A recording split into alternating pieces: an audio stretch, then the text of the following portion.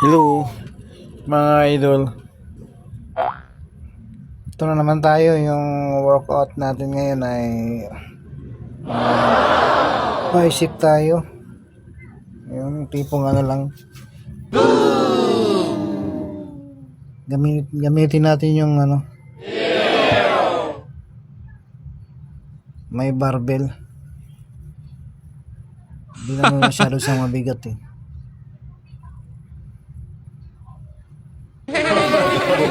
Close bicep curl.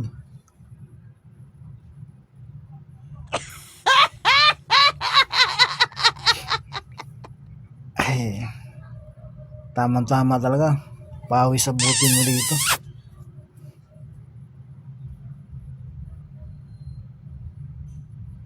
Ganyan lang. Close lang yung bicep para yung medyo talaga yung muscle lang gagalaw. Diba?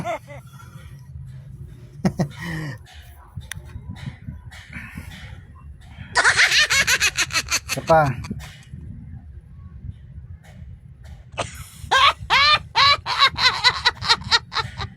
Para mamaya mag-cheese naman tayo mamaya.